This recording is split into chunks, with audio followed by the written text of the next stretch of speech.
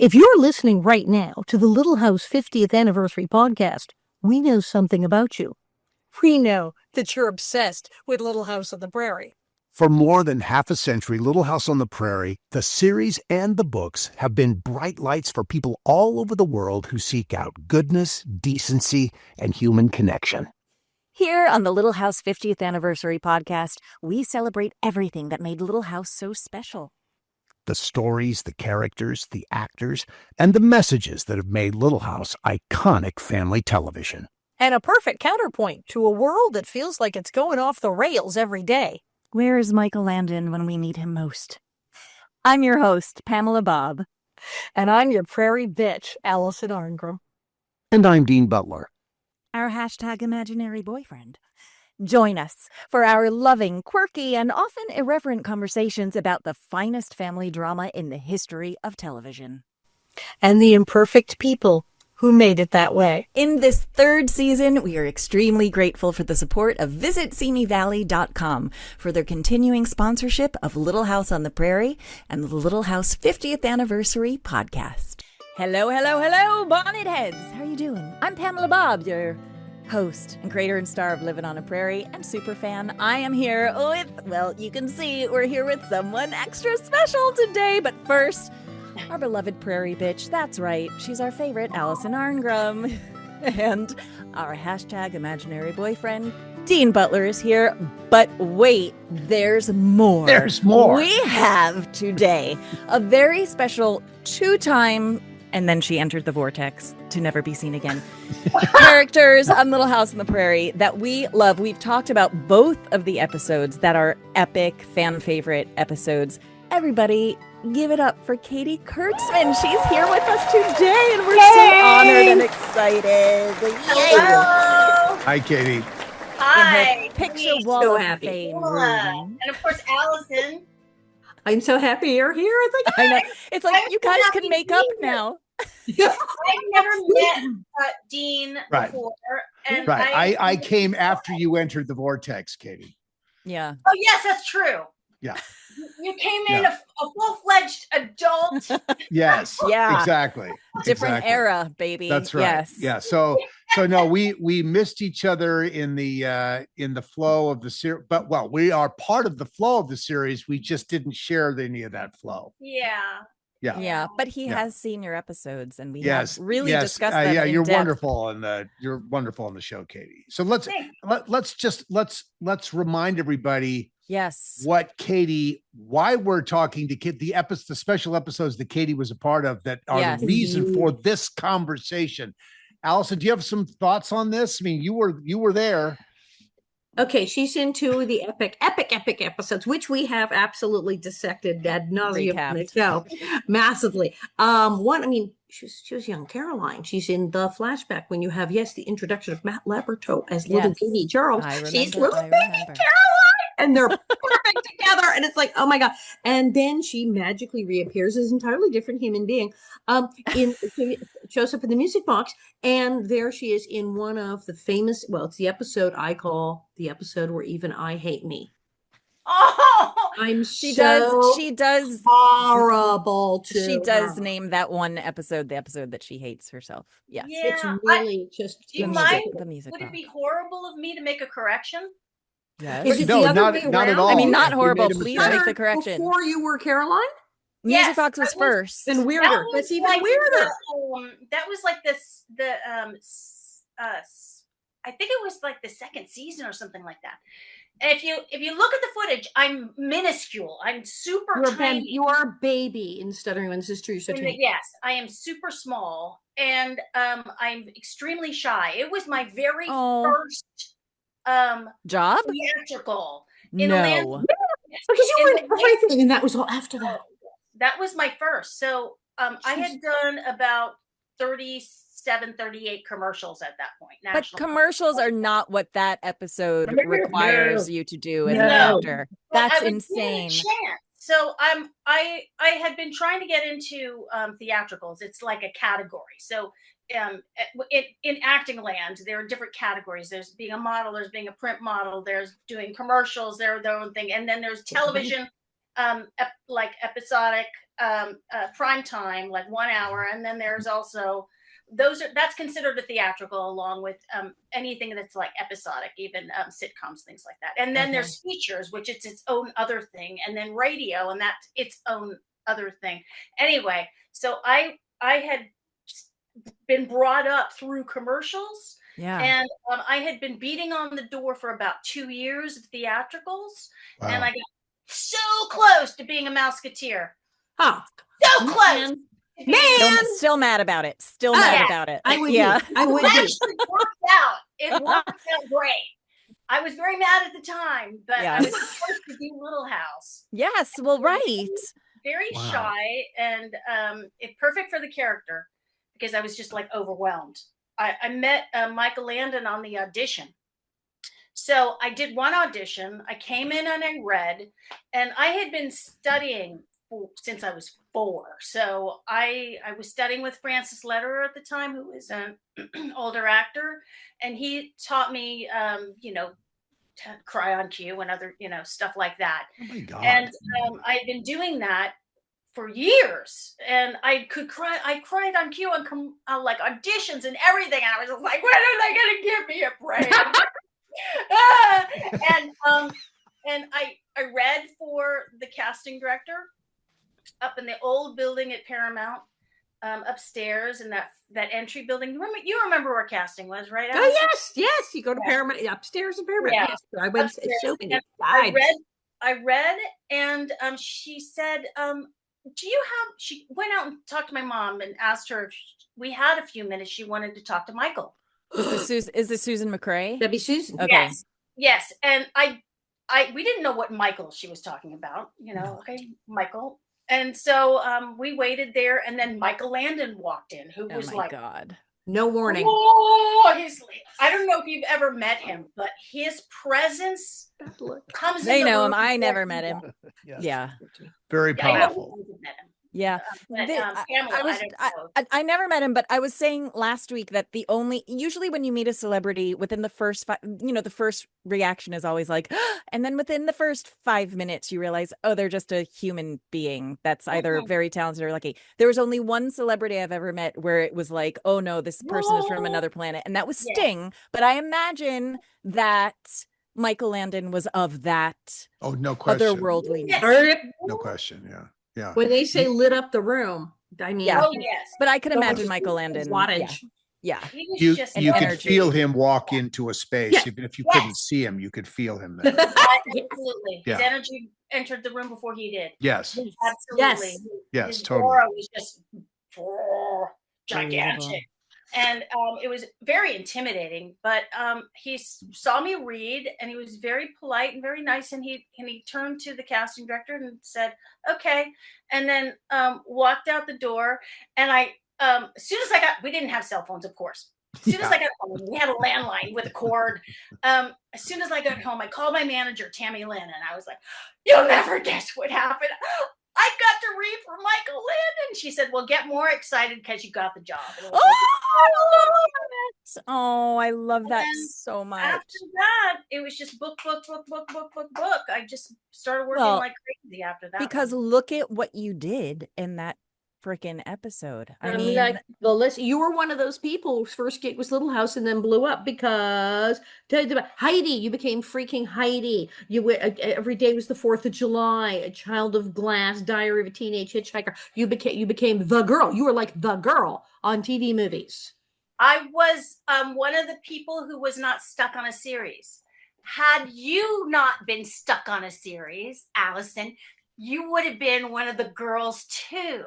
You're so nice. No, but that's really on a good series. So yeah, no. I mean, that's a really interesting statement, though. It's like being on a series, you feel like you hit the jackpot, right? There's sort of stability, at least for the time that you have to do it. There's consistency, but for you, Katy, you're saying, no, it actually benefited me not being on a series because you were able to do. In terms of the variety of work. Yes. It did.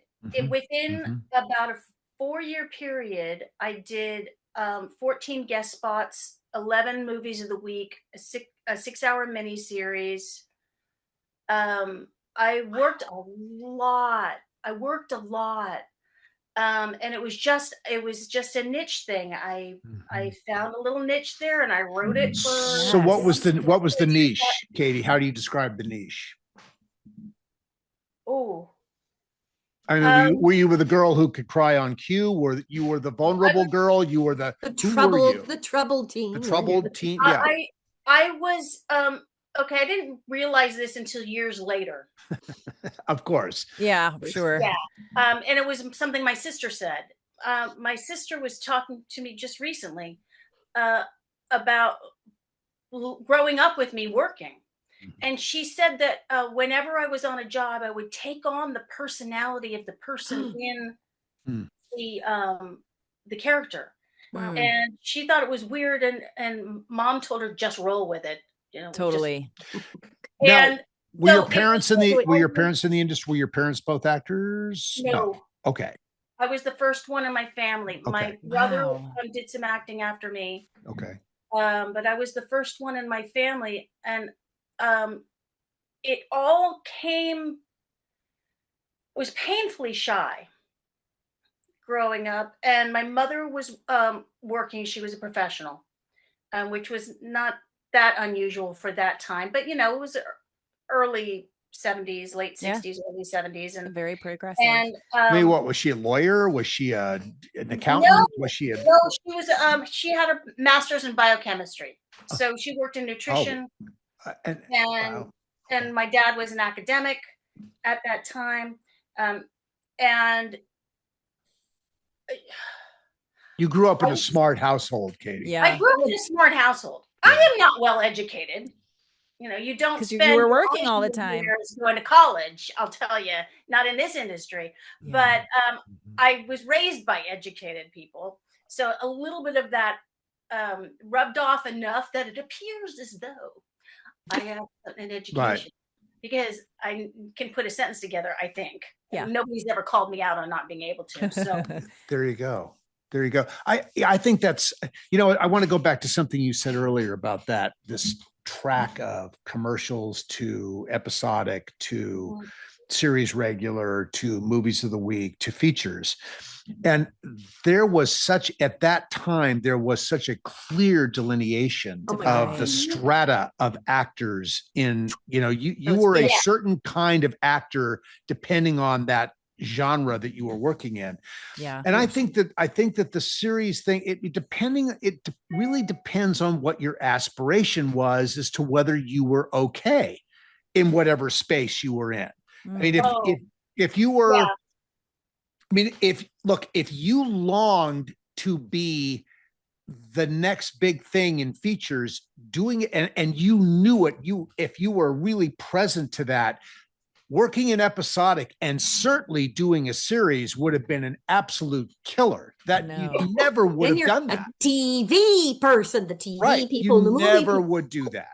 Now today, I don't think any of those distinctions exist. Well, today. I remember when you have Oscar winners doing TV your shows. career and some of the other people, like everybody was in Child of Glass. There were all those people and who were in everything. We're in the TV movies and in the episodes in the after school special. I never got to do an after school special. I did too, Allison. Right. And you did all, and I sometimes would be envious of you and the people who are doing you get to do all the other stuff. And then, but I had other people go, yeah, but you got a full 7-year freaking run all through adolescence, awkward phase, etc. Score. So, score. Don't ever be jealous of me. Okay, Allison, your work is. Let her be jealous. She's got to be jealous of somebody. Typecasting, right? I do think it's interesting. Red. I know. The pros of how the industry has changed now too is that you're right. Like there are Oscar winners doing TV series. Absolutely. There are Emmy winners doing commercials. And also if you're on a hit series, that means you're probably going to be able to have a movie career as well. I mean, it does work that way.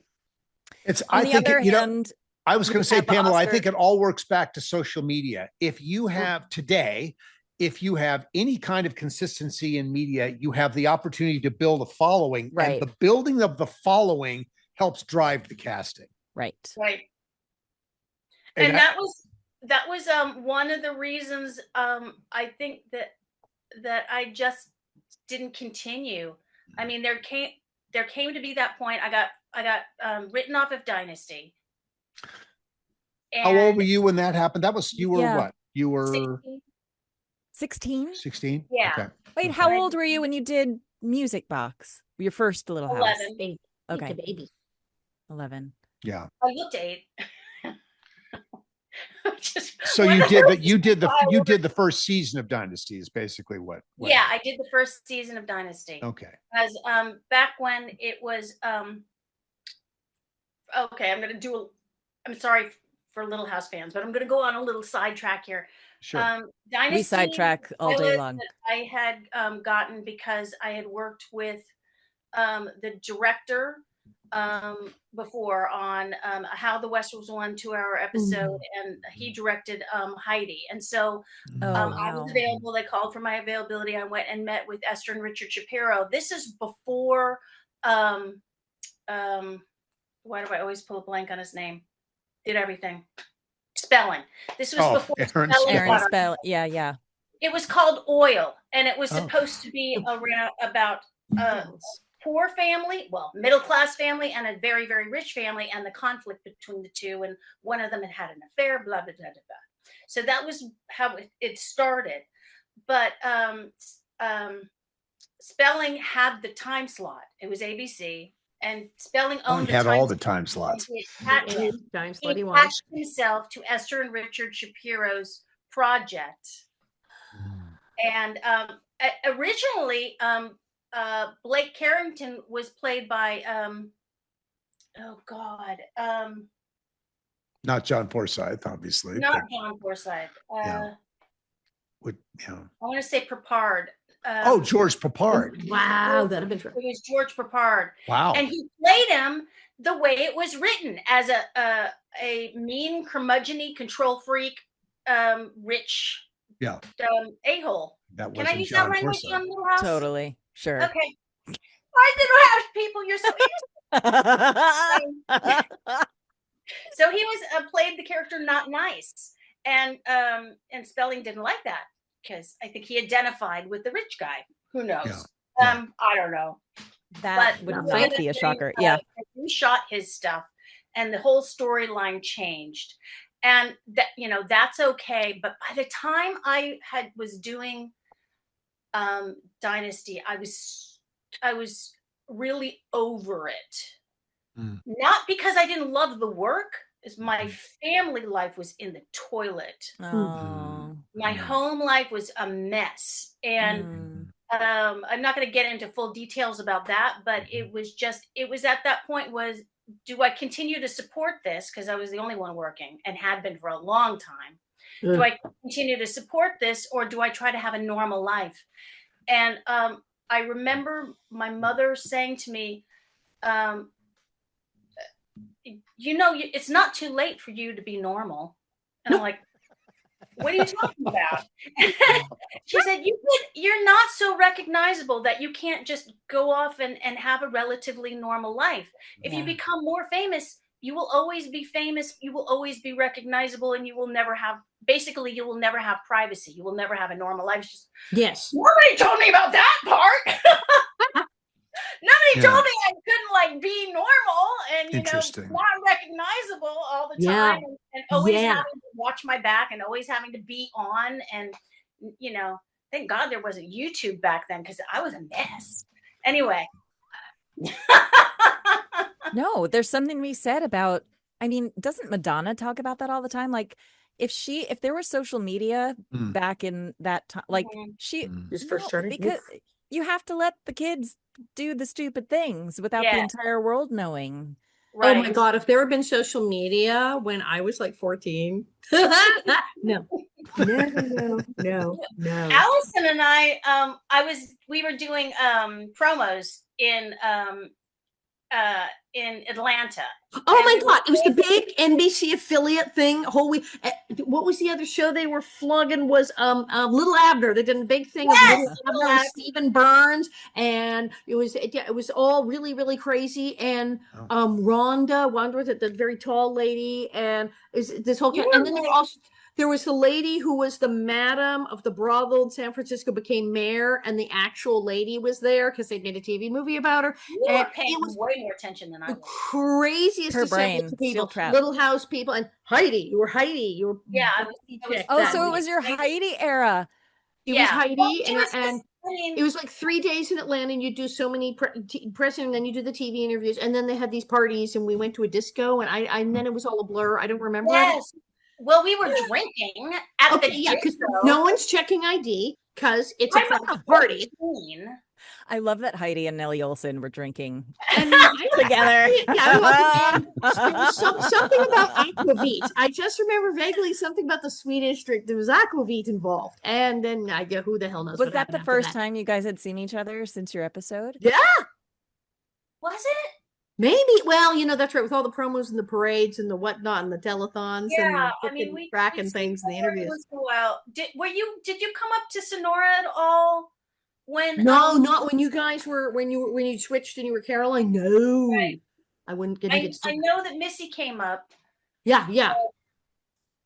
Because they shoot a bunch of things at the same time, but I didn't get up there for that. No. I think we should turn our attention to Little House. But Pamela, I'm going to suggest we take a quick break here. All and right. then we come back and we focus on The music box and I remember. Okay. Yeah. But first, I haven't said it yet, so I'm going to say it now. From UBN Go. Oh. And Seriously? visit SeeMeValley.com. And what's the other ones? Prairie Partners. Yeah. Now that we're all out of order, so now my mind is all scrambled. We don't know. Prairie Partners, and also you, our patrons. This is, if you haven't guessed already, this is the Little House on the Prairie 50th Anniversary podcast. do that? And we'll be right back.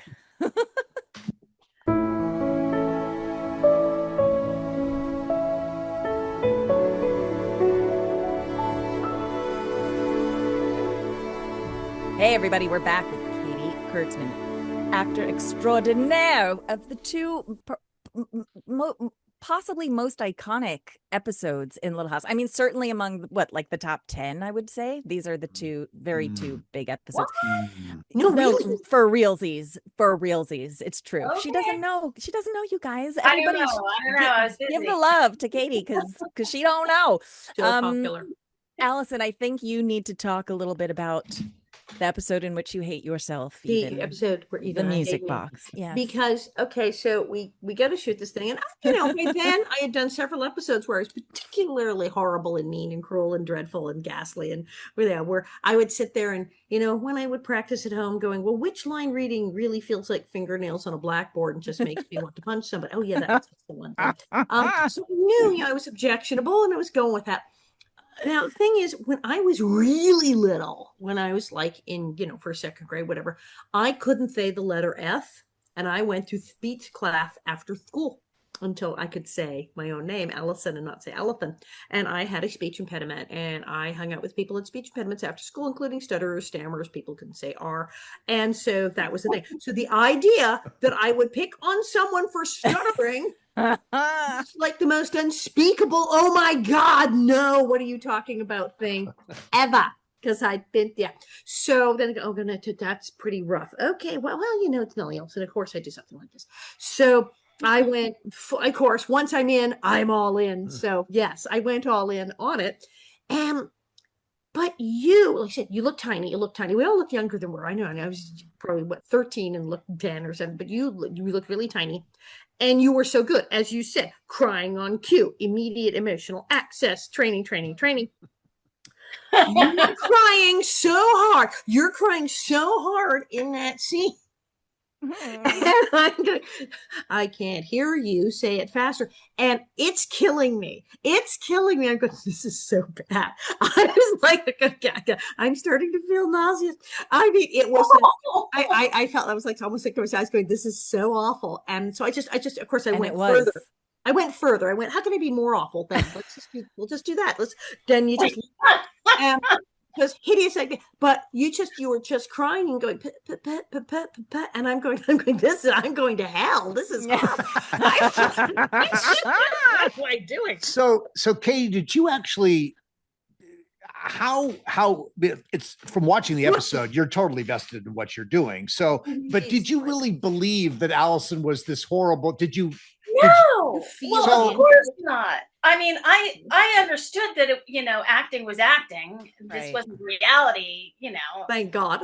I mean, I started working when I was 5. I started studying when I was 4, so I was really keenly aware. I had to really work on, this is Nellie and she's being mean to me, because I also knew her as Allison. And Allison and Missy were so kind and so inviting and so just like, we're on the show together and here, come on in. There was no kind of, they really made an effort to bring me into and make me feel comfortable. As it was always like the welcome wagon. I think it was a very welcoming set. Yeah. Just delightful and sweet. And so I had to do, what actors do, which is show up and be in the moment, believe your circumstances. That's the whole, believe your circumstances. Number 1 rule. Yep.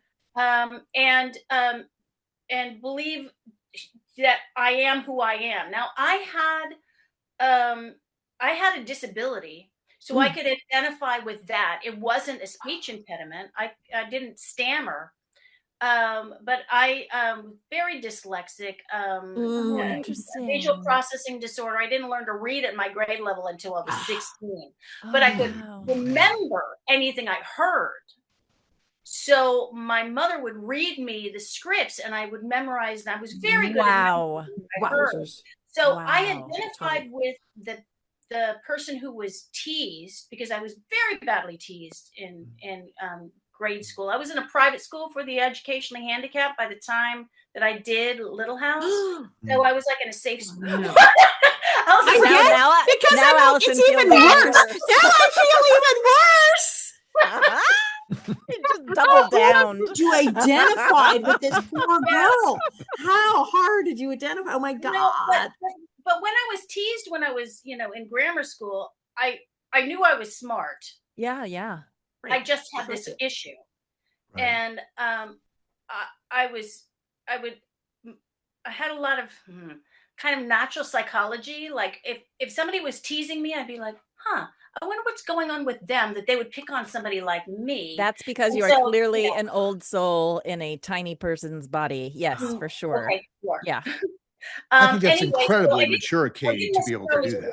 In that time and that moment, but I had to for this. So I was just like, okay, this is somebody who's intentionally being mean for the sake of being mean. I'm a little Swedish girl that's new in town and trying to fit in. And Laura is my friend and I'm trusting her, but I'm like, my mother doesn't even speak English and I'm in this weird world and being invited into the club. Like, you're still in it. You're still doing it. Look at her go. That's awesome. And so and then I get this password and I'm like, it's so cruel. This isn't a password. So it was just like, I was like, boy, I'm going to just milk this to death. I'm going to have everybody feeling so sorry.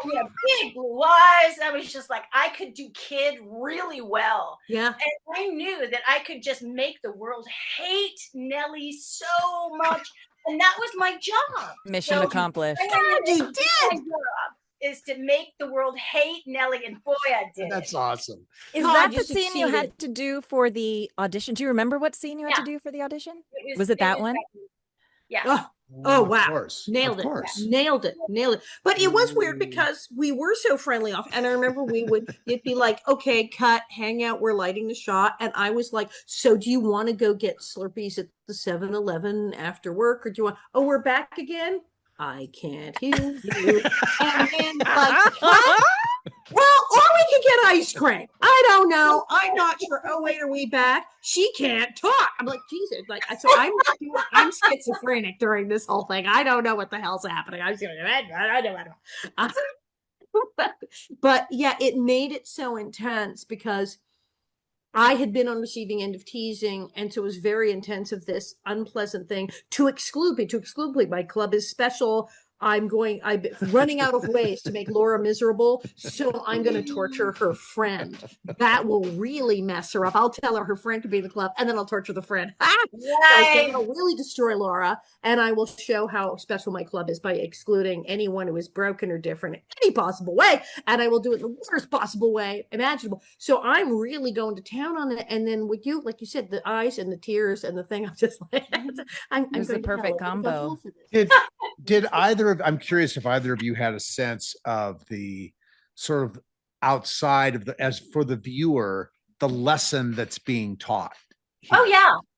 I mean, that was something that followed me into when Every Day Was the 4th of July was a movie that I did pretty soon after that. And it was it was sort of like To Kill a Mockingbird, except with rather than a black man, it was a white mute who had been injured in war. Oh wow! And so I was coming to his rescue. So the anti-bullying thing was the theme for this one, and also for that do not judge a book by its cover kind of thing. Beautiful. So then that was kind of, I don't know if it was a flavor at the time that people were trying to, I remember somewhere in there pretty close to that time there was the Year of the Child, and also right, the big people with disabilities. There was, we did a telethon. You remember that somewhere? Well, yeah, it also was it's early mid 70s. I talked about my book when they passed CAP, to the Child Abuse Prevention and Treatment Act. Right. It was early 70s, beginning of awareness of bullying, of child abuse. 60s was just kind of going, oh wait, maybe there's a problem. But it was the 70s you started getting the after school special, started getting people talking about bullying and child abuse and trauma, was the very beginning. So yes, it was, we were hitting all the airwaves then. Yeah. Did Michael direct? Sorry, I'm not remembering. Did Michael did direct this Music one? Box? This was a Michael one, yeah. Yes. Michael directed the Music Box. How was that experience for you? So awesome! Tell all. Okay, well, my first experience with him was the scene out. It was an exterior. We were at Big Sky in Simi, and it was on my porch, and Allison comes up, Nellie comes up and invites me to something or something. She engages me. Yes, I'm so sorry. You must come be in the club, because I'd already been cruel to you on the steps of the Mercantile or something. Yeah, right. So I was like, here she is at my house, and I'm terrified. And then she's invited, like, oh, okay, sure. And we did one take, and Michael comes up to me, Mr. Landon. I hate to call him Michael came up to me, and I'm just so little, and he bends down his hair, and he says, I'm dead. I'm dying right now. Katy, slow down. This is not a commercial. I'm like, damn! That was a little like, yeah, little sharp. You know, and on commercials, right. I don't know if any of you have ever done them. Of course. You really have a stopwatch. You got to get all the lines out in a certain period. You got 10 seconds to say all these lines so that other people have time to say their lines within a 30-second commercial. And so it's kind of like, and so I didn't realize I was speeding. And I was like, okay, well, just Katy, don't take it personally. Just take the direction. And so what good for you, Katy. Because that was direct as hell. Yes. This isn't a commercial. Good for you. He didn't say it like that. Okay. Oh, how did he say it? How did he say it? It's not a commercial. And okay. And so very matter of fact. I went, okay, so take your time and don't sell anything. Wow. That's a pretty, I Wow. mean, how do you process that at 11 years old? I mean, it's like, I was a weird well, of course kid. you've done commercials, so you said you knew You not knew. to sell something. I knew that. Okay, I knew okay. it meant But at the slow same down. time, that's a great note. Yeah. Like, Brilliant. Yeah. And it sounds like by today's standards, it sounds a bit sounds a harsh. little harsh. But he was speaking your language. He knew you had done commercials, and he Right. knew you weren't a dumb kid. He'd met you. He knew you were very, very smart. He knew you'd done commercials, and he we knew knew that. that as weird as that might sound to an adult, she'll know what I'm talking about. If I say, Yeah. no, it's not a commercial, don't sell it. It's cool. You don't got to sell anything. You don't got to rush. It's fine. It's not a commercial. She'll get it. He knew you'd know what he meant. So, so Katie, did that yeah, direction? so what happened? Did that direction, like, were you able to process that immediately? I was able to slow down, but I didn't get the note about don't sell anything until later. Because it was, it still was primetime episodic television in the 70s, and we still do it. Mm-hmm. I mean, look at the four of us now, particularly the three of us. We have a tendency to be a little over animated. You think? Do we, think? Katie? Really? We're big, our energy's big. So, like, any acting I did like later in life, I was always having to talk myself down. It was Yeah, scale it down. slow Yeah. You have exposed my whole life, Katie. We've actually, honestly, Katie, we've talked about this very thing on this God. podcast before. Between Oh my God. In that world, if you think about where we were brought up, television was not that distant from vaudeville. No, right. And that's what sold. We weren't feature film material, because when your face is 10 by 10 on the side of a wall, you Do better nothing. tell the truth, because everybody's gonna know. Yeah, Right. Yeah. Sorry, Yeah. guys. It's true. But we were tiny screen. We were 13-inch screen. Right. We were trying to make it big enough so that people in their living rooms could read it Right. while they're eating dinner. I just wonder, as actors particularly at that age, Yes. I mean, as actors, are we processing that question of size, or it's just we're bringing what we've got into the room and people see that, they see that the energy's right or the energy's not the right energy, and it's part of the casting process.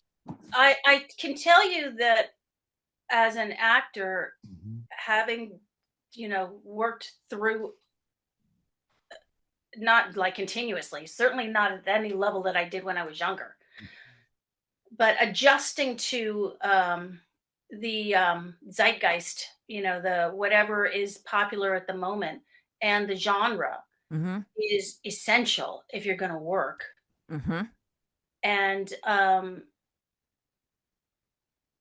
I'll give, this is a very broad example, but you think about Sally Field, Flying Nun. With Gidget and Flying Nun, Sybil. She was able to execute Sybil.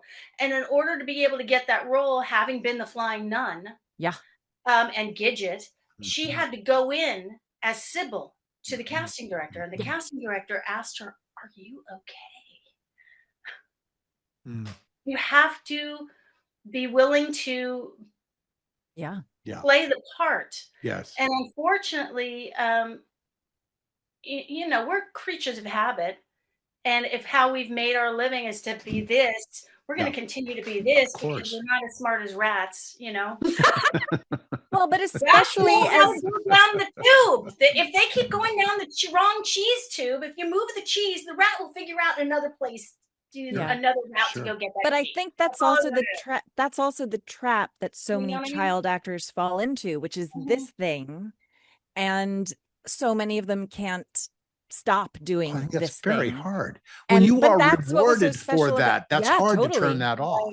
Like you said, part of the casting, it's part of the directorial process too. Right. The directors will say, "Okay, could you tone it down for this? Can you Or- make that Right, small? and not every Or on person TV, can do that. You do this, and they will direct you. And so the choices that are good for TV will be rewarded, unless you're on film, and then those choices will be in. Well, Yeah, and let's. it's also hard once you get on the set and you've got all the stuff, Yeah. You're on a set, there's a bunch of people, they're spending thousands upon thousands of dollars a minute. Yeah. There's all this equipment, there's all these people working, and you've got to produce. It's very difficult to get small Yeah. in that Yes. in that circumstance. It's really a meditation. You really I spent 14 years studying Meisner. I Mm, loved acting. mm. I went to Strasbourg's for a couple of years, learned Mhm. some bad habits there. That's really like, look at me, look at me. What do I feel? What do I feel? And what I found doing, studying Meisner was it's not about what I feel. It's about looking what the other person Yeah. feels. Just And responding. if I'm focusing out and if I'm looking at what the other person is feeling and listening to them and being a human with them, not thinking about my response, but just, what do I, what is my experience looking at this other person? All that other stuff is automatic. If Yeah. you're a feeling human being, you don't have to work at all. You Right. just, let that other person affect you. That's so insightful, Katy. Wow. Okay, so this is really interesting. So, and Allison, take this the right way. So, you start off the first time working on Little House in the Music Box with Allison, who's absolutely a voracious monster doing what she does. Mhm. You come back and wonderful. And you come back and you are there with Matt Labrato, who is talk about small, Yeah. minimalist, simple. Intense. Matt does nothing. So good. Oh, it's so it full. is such a different energy, and you slipped right into that. Like it was nothing. Well, I was just enthralled. I just thought that he was amazing. He's incredible. He was so sensitive and took his time and just, interesting. All of that. He was just, I hope Matt's not going to listen to this. You don't know. We really don't know. Matt, you're on. His brother might, but I don't know that he will. Patrick listens. I don't know if Matt Patrick will. listens, and then Matt might because you're on. Matt will listen 'cause you're on. Patrick's an entire another story. Matt is more real when he's acting Fascinating. than when he's just, Fascinating. he is more vulnerable, more real, more Yes. he comes across, and I know it's acting, but he comes across more authentic. Yeah. When he's acting. Oh, he's And that he's sounds- incredible. That He's incredible. sounds crazy, but she's completely right. No, I know what Absolutely, you're talking. you're I right, know what you're Katy. talking. That's just his personality, and you kind of watch when you go. But wait, he's that's See, But now, that's what I also find so fascinating about, like, how Katy, how you said you were painfully shy. And there are many, I mean, Melissa Sue Anderson also said she was painfully shy. And yet you guys open up in a way that is so brave that I would never associate with a shy person being able to do. Yet I realized that was also an escape and a way for you to express yourself that maybe you felt like you can't in your I own have life. something to say about that. Yeah, please. I don't like stage. wow, Stage because the way you're occurring right now feels very much like you could be on a stage. Carnegie Hall. Well, I'm doing an interview, so I've got interview on. I like it. Is that I'm what not this? Okay. animated normally, but I've got interview head, and I'm Got it. Yeah, I'm doing yeah, a certain level of Yeah, yeah. I'm going to be honest. It's a little performative. Yeah, sure. But Really? scares me. I love cameras. Cameras are like God in the room. Uh-huh. They see everything you're feeling, know everything you're thinking, and they love you anyway. Mm-hmm. Mm. Woof. So I was very comfortable with this machine. Little cameras freak me out. I did a short film with David Zimmerman on a red, and it's like a tiny little thing. Yeah, There's little like box. a Yeah. box. And I'm like, Digital. what's that? It's creepy. I'm used to, I was used to, Panavision. television, Yeah. 30 millimeter mount box this big, big, Yeah. Yeah. that, and oh boy, and I love cameramen. I just love them. I had crushes on them when I was a kid. I married one. I married a camera operator. Really? Oh, an operator, not a Camera cinematographer, not operator. a camera operator. Yeah. Okay. Motion picture camera operator. He Wow. did mostly episodic television, a lot of feature film and stuff like that. Yeah. 15 years married to a camera operator. I mean, but that's like, interesting, Katy. is he a free head guy or a hot, a wheeled, the geared head wheel guy? Oh no, he doesn't. He could spin those gears, and he could do a whip pan. Yeah. With the gears. Wow. Landed on. Wow. Oh yeah, he worked a lot with who's the Chicago shows. What's his name? I don't know. The guy that Chicago Fire, Chicago PD. Oh yeah. Mm-hmm. Hold on, I'm going to Google it right now. You're talking about the actor or the producer? Or the producer. The producer. Okay. He worked a lot with him. He Dick Wolf? Dick Wolf. Oh my God, the king of episode. King of talk about Law and king Order. of episodic and procedural. Last time I knew anything. Wow. He was working on a Dick Wolf show. Good for you. Good for him. He had been working. He was when we were engaged, he was doing NYPD Blue. Mm-hmm. Oh wow! With the shaky camera. With the shaky camera. Wow. You're trying. I mean, it's not quite Blair Witch, but no, right. But it was the first of its kind doing it on episodic TV. Trying to, and I remember. Oh God, he's gonna hate me. He might already anyway. He was. I remember he was working with David Milch. Oh my God! Telling other people's stories. Scott, I'm going to tell your story for you.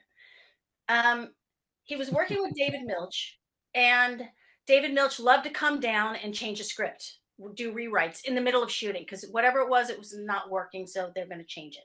And he was complaining at home because he would have the sides, the little script, like pasted to the camera, and he's like, I can't, every time that they change the script, I don't know where we are. I'm like, why are you reading the script while you're trying to operate? He's like, well, how am I going to know? Just be a character. Just listen to who's talking and then look at it's kind of it's supposed to be documentary style. So you can get away with that. You don't have to land someplace before they have the line. Right. You just be a fly on the room, listen to, and just look down at the hands and then come back to the face and then just feel as you go. Oh my God, Katy. The lines. I was Katie Meisner. Wow, Katy. So I'm responsible for his. All right. I think this is really fascinating. I just want to say something because we're sort of running short on time. What I want to say to you, and I think others will echo this, the maturity you brought to what you did with Matt in I remember yes. was, I thought, extraordinary. Were you channeling? How much prep on Karen Grassley did you do? Because your mannerisms, your vocal inflection captured something so special with all of that. Well, I had been watching the show for a while. I was a fan when I did. Oh, I love that, the music box.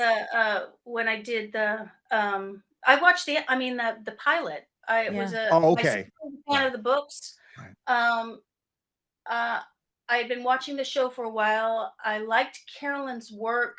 She was really good. I did talk to her. I found her in the commissary, and there was one particular thing I said. I was concerned about mechanics, like matching mechanics, where there's one thing in the script where I'm supposed to have a knowing smile, and then it cuts to her remembering, and she has a knowing smile. And I was like, what kind of knowing smile are you what do you feel about that? How old are you when you're asking this question? Yeah. 12? 12. No. She's good. Stop it. Old All right, soul. go ahead. Old soul. Tell the story. I just think that's incredible. Go ahead. Okay. I was an actor. Yeah. I understand. No, but I mean, that's But she's you really were smart and wise. I told you she was smart Beyond your before we had her years. on. Yeah. I told you she was smart. God, my ego. I don't know. My ego is just going to go. Well, because there are child actors and then there are actors who started when they're children, right? Like there's just a difference. There's just a difference. All right. So what was that conversation like? What with was Karen? the smile? Well, she got all kind of she would have loved that, by the me. way. She got methody on me. Uh-huh. Good. Okay. What did you say, Dean? She would have loved that you asked that question. She went the method route. I think she didn't know what she was going to do, is the truth.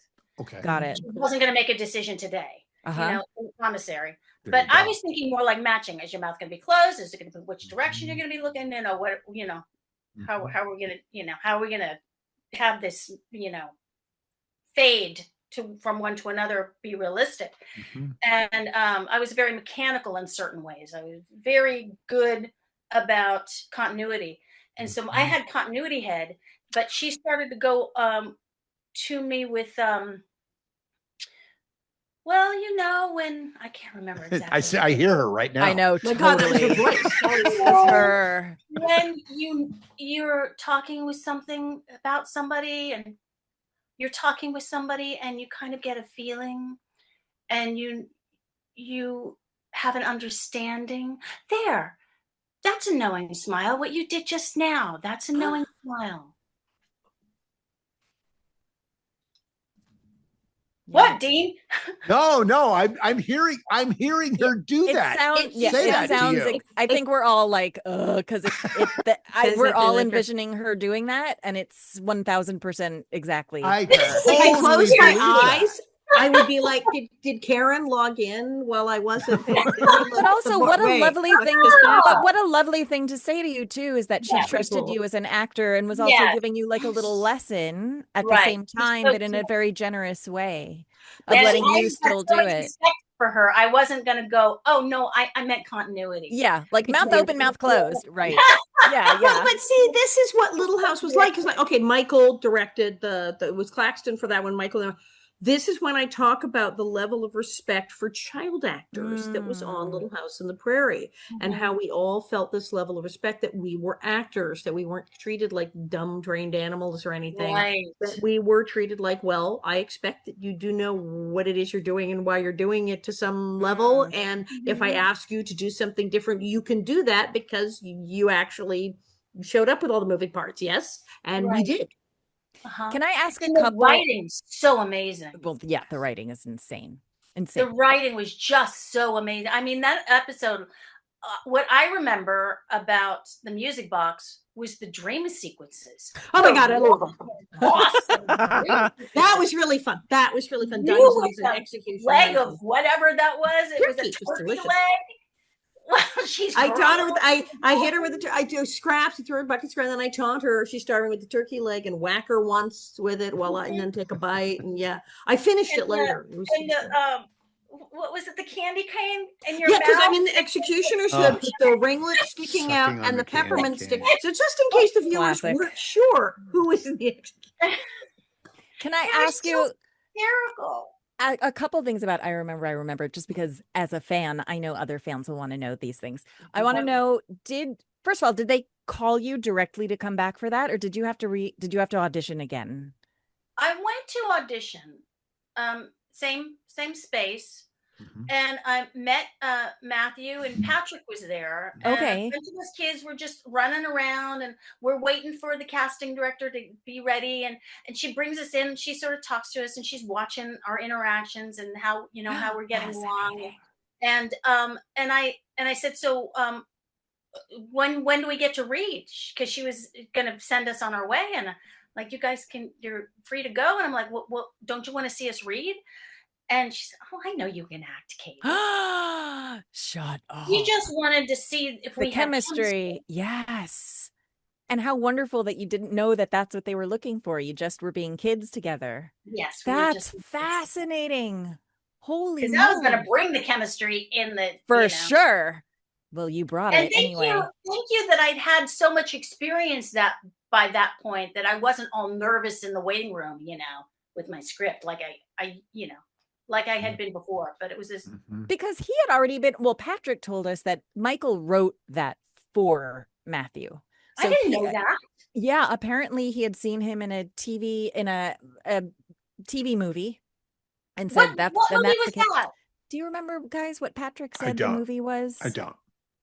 I'll have to Now, ask his Patrick big and then thing- email you. Yeah, But he his had big seen him thing in a was TV Woman movie and Under was the like, "That's Influence. him." He Woman was the Under kid the in Maybe Woman Under the it was Influence, in. which is a feature. I think and that was his big thing before. Yeah, I remember seeing him in something. He seemed so much smaller in that, but Mhm. I remember seeing him in that after we had worked together. I'm like, wow, he's really an actor's actor. Yeah. He's a really good Yeah. actor. So Mhm. I wonder if he knew that that's why you were there, or whether everyone was just there and no one knew that they were actually looking at you guys to It see. felt like we were all just running Hanging. around being kids, and I love I that. think I think I had at some point my mother stopped taking me to auditions and to work. And I was just going with guardians, and I think I had a guardian take me Yeah. to that. So I think I would have been a little bit more professional if my mother was around. Because I had to, I'm supposed to be professional. And I think that would have shot me in the foot. Yeah. Well, Wow. you absolutely hit it out of the park with this, You're Katie. The very two of kind. you were so wonderful together. It was completely Honestly. believable and lovely. Yeah, was it easy doing those sort of mature scenes? What do you mean mature? I mean, the scenes that you guys had together, and I remember, first of all, when you're 12 and working opposite a boy who's a cutie patootie, first of all. Oh boy, And he was second of all, a super cutie. everyone was jealous of you 1000%. But, you're I doing was these jealous. sort of, especially the Carolyn character was very mature, but you're also handling these sort of budding relationship type things. Mhm. But you guys were only what, 11, 12, 13, something like Right. that. So were you guys rehearsing? Was it uncomfortable, or did it just flow? No. You both were total pros and there was no weirdness. He, I was relaxed because he was so good. Love that. Love that. Yeah, you were in good hands. Yeah. Yeah, I was Yeah. just he was very present. He Yeah. was taking his time, and the wonderful thing about being an actor is that when it's not your line, if you're just watching the other person acting, you're doing your job. Mhm. Yeah. The moment you're like, "Oh, I am now listening," is when you're like in trouble. Right. Right. I'm acting like I'm listening. Just listen. Just Right. stop and pay attention to the other person, and Yeah. everything is going to show up on your face that needs to show up. Yeah. And I don't know if I intuitively knew that, or I was just like, "Wow, this is really interesting." And I was watching him as Caroline. Yeah, right. So I Right. was Carolyn watching this young man who was rubbing the teacher the wrong way. And he's a tiny little bit of a soft-spoken, rebellious bad boy in a kind of way. What's Uh-huh. going on with this guy? Why is he getting smacked around by the teacher?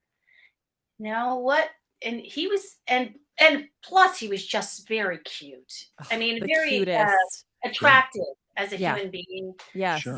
and smart, and and I was also in the space of I'm Carolyn, this is Charles. Right. Yeah. Mhm. So I just have to see what it is about him that I love. Right. I don't have to act anything about that. I just have to recognize what I love in this person. And there's so much there to love. As soon as he walks in the room, you're like, "Oh, well, this is easy." Oh God, I had such a huge crush on him. We all did. But I had a crush on him as an actor. Yeah. Correct. Heard. You don't have to feel bad about it. Yeah, no, get I it. think We get it. We yeah. get Him it. as him Everyone as a gets it. person, I mean, God bless him. I mean, I certainly am not as wonderful as some of the characters that I've played. I'm Get definitely it. close personality-wise to the Dynasty character Uh-huh. in terms of like dysfunction in real life. It's certainly at that time. But I was very aware that this was work. I was very aware that I was the breadwinner in the family. That has its own issues. Yes. And I was very aware that I had, this is going to sound super creepy, but I forgive myself because I'm 12, not exactly an adult. I was able to create a certain amount of clout for myself in the family that kept me away from some of the dysfunction. I'll put it that way. They were treating me differently than some of because I had earned my clout. I'd earned my seat. Oh yeah. And so so I could dodge some of the other dysfunction that was going on in the household because they had to treat me more carefully. Yes, they have to be a little nicer if you are drawing a public attention. People have their eyes on you. Producers and directors and the people you work with have their eyes on you and know where you are, so you can't be that horrible to that person. And if they're buying the groceries and paying the rent, of course, I get that. Oh, that wasn't my mom. My mom really never. She knew that I was buying the groceries and paying the mortgage, but that was a point of contention for her. No, like it. Good for her that was a point of contention for her. I mean, right. Well, in other words, she was not comfortable with that. She was not comfortable with it, but she did it anyway. Sure. Right. That's right. not so good, but Yeah. Okay. This is always so interesting because, and I've asked Allison this a million times, Allison, who had the best experience on Little House, who attributes it to her mental health and her being able to get through, a terrible period in her life, and how well she was treated and all the kids were treated, and Michael Landon, and everything was a positive. And yet when I asked the question, would you ever put your own child in the business? It's a hands down no across the board from everybody. It's not normal. It's not a normal way to grow up. Yeah. For one thing, you're not allowed to have your own authentic feelings. You have to always be on. You cannot. There's lots of pressure. There's lots of auditions. I had chronic headaches. I was doing terribly in school. The focus was on the work. And yes, I gained a lot of experience. My life is very different because of the people I associated with, because of the experiences that I had. My own vision of myself is more elevated than it probably would have been had I grown up in the family I grew up in. Otherwise, perhaps. But it's not normal. And I was always, not always, often suppressing my actual feelings so that I could do the job. Yep. And you can't have a bad day. You can't have a tantrum. You can't not show up. It's very clear. It's a job. You can't flake. You can't be late. You have to know your lines, take your mark, cry on cue, do your stuff. And I was really good at it and could do it all with continuity. So I was getting lots and lots of kudos from the industry and a certain amount of clout in my household. But it's not normal. And there's something else that's not normal. And I don't think a lot of child actors bring it up, but it's something that I've been coming to terms with later in my life. For a long time, I quit when I was 16 because I couldn't fire my mother. So my only choice was to quit. And then I wanted to go back to it when I was like 20. And they told me it would be really hard, but I've done really hard before. They didn't tell me it would be impossible. And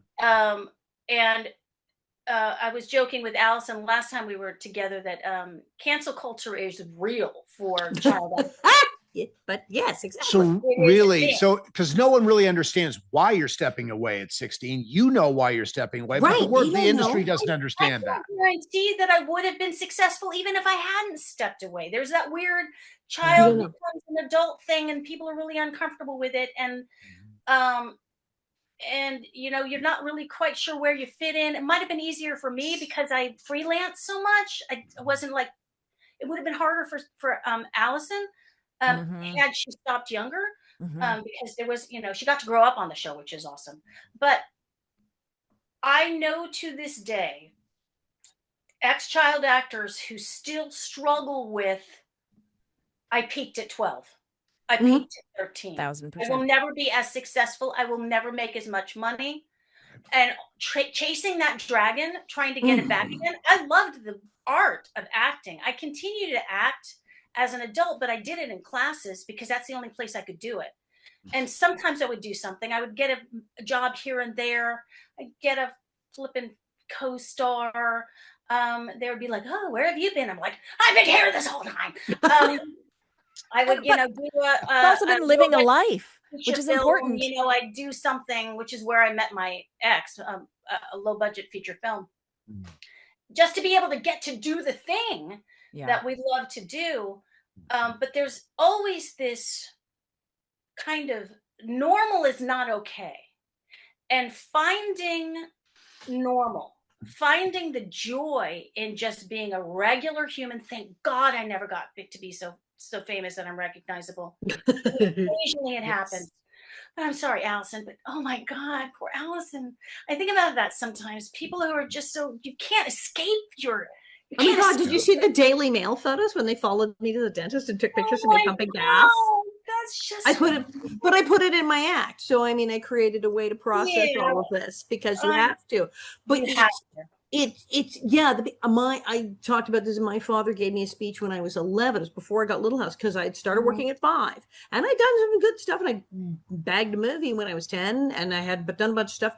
And then I wasn't working, and he actually gave me the "you're not booking, it might be over" speech. This could be it because 11, 12, you're no longer a child. Some people don't work as an adolescent, or they never work again, or you might not work till 18 months, and gave me "it's over" speech at 11. And then I got Little House like 6 months later. So that's why I tell people Little House was the comeback. right. Oh, wow. Comeback. That was the comeback. Yes. My 50s But I comeback. know ex-child actors are still trying. Yeah. They're still trying to chase that dragon. Because I mean, even actors who like I'll give the example of Jeannie. Help me, Jeannie. Barbara Eden. No, Oh, Jeannie Russell. Oh, you mean Jeannie Russell? Judy Russell. I'm sorry. Oh, see, yeah, That was hilarious. No, Jeannie was she was and she's an ex-child actor friend of mine. Okay, she's awesome. very good. Margaret in Oh. Dennis Menace. Yeah. And Another bratty ringleted person. Yes, she's very Right. good. Excellent. The bratty ringleted person. And she became a chiropractor. Yeah, later a in life, damn good something one. like, Yep. Or acupuncture, something like that. Understand She's a stress. chiropractor, Dr. Jeannie Yeah. Russell, chiropractor. Absolutely. Right. She's the thing. And it doesn't matter what you do. If you become a lawyer, a doctor, Mhm. whatever it is you do, people are always comparing you to Yes. the thing you did as a child. She's Sure. still Margaret. The best thing that will ever, and it was certainly wonderful. It was certainly amazing, but I've had an amazing life and have been able to contribute all kinds of things that have Yeah. nothing to do with my work as a child. And these came out of the closet about 4 years ago. My little, I can't see. I see a Heidi We picture. see Is that him. Heidi picture. Yeah. So cute. Can you see Matthew? There we are. Oh, and I see us. Oh. Yeah. Look at and that's what them. we do. Nice. Here we So are. I've actually put these up because I wanted to make peace with myself as a child actor. For so long, I ignored it because Oh, wow. it was just so painful Mm. to remember that land. And they build you up, and they build you up, and they treat you very, very well. Yeah. And they're taking care of you, and they're honoring you, and they're respecting you. And then your tribe leaves, and you're in the wilderness, and you've got this skill and nowhere to put it. And I was years I was functional. I didn't grow up like a normal human. Yeah. I still don't know how to clean a house. I'm still expecting things. I can drop my stuff as I go, and somebody will also pick it up. I still don't know a lot of things about, just being a normal adult. that's I have to interesting. just accept the fact that I'm not normal. I was not That's raised interesting. in a normal way. And that was its own reality, but it isn't a normal way to grow up. It's not normal life. Yeah. Okay, well, we I hate doing this because we could talk forever and ever, but hey, that's what Patreon is for. So we're gonna say goodbye to you here on the podcast, but hello to you on our Patreon. So if you are not on Patreon yet, come join us. We're talking with Katy more and more, and she's fascinating and we adore her. And the fans, just so you know, and especially with coming to terms with child actor stardom, yada yada yada, the fans of Little House on the Prairie absolutely love you. You are loved and adored and appreciated. And that's why we wanted to honor you and have you on the show today. And they're going to be so happy to be seeing you and hearing from you. And it's really meaningful. So just know that. Thank you for having me on. Yeah, of course. Okay, everybody. That's it for today. We'll see you on Patreon. Come on, join us. And if you want to know everything that's going on, join us on our socials, Little House 50 Podcast, on our website, littlehouse50podcast.com. And we'll see you on Patreon. That's it. Bob, get the wig. We're going to fly down the hill now, Katy. Fly. Airplane Don't fly. arms. You fly with us. Come on, there you go. You don't have to. There you go, Yes, Katy. I love it. Jump in there and I fly. love it when the guests do it too. It makes me happy.